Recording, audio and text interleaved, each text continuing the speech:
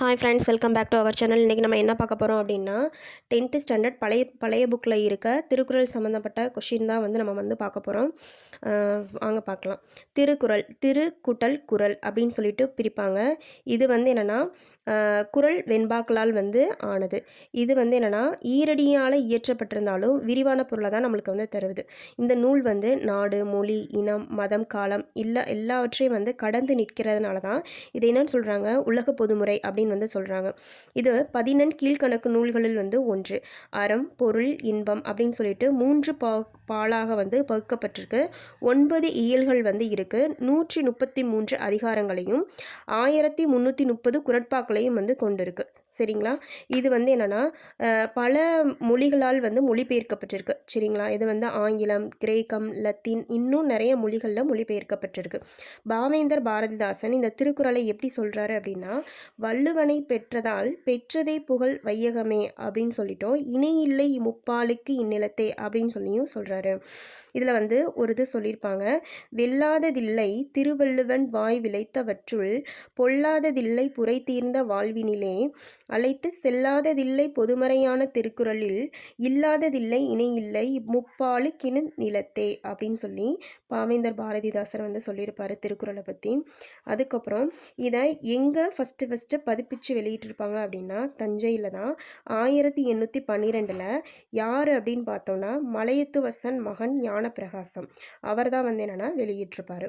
திருவிக்கா ஒரு கோட்ஸ் சொல்லியிருப்பார் திருக்குறளை பற்றி. திருக்குறள் ஒரு வகுப்புக்கோ, ஒரு மதத்தாருக்கோ, ஒரு நிறத்தாருக்கோ, ஒரு மொழியாருக்கோ, ஒரு நாட்டாருக்கோ உரியதென்று.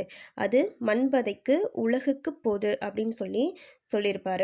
அதுக்கப்புறம் காந்தியடிகள் என்னென்னா சோவியத் அறிஞர் தால்ஸ்தா இருக்கார்ல, அவருடைய வழிகாட்டுதன் படி தான் நான் திருக்குறள் மூலத்தை படிக்க ஆரம்பித்தேன் அப்படின்னு சொல்லியிருப்பார்.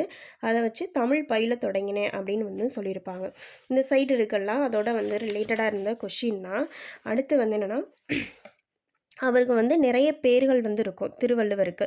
இதை முதற்பாவலர், தெய்வ புலவர், சென்னா போதர், பொய்யில் புலவர், பெருநாவலர் அப்படின்னு சொல்லிட்டு நிறைய பேர்கள் இருக்கும்.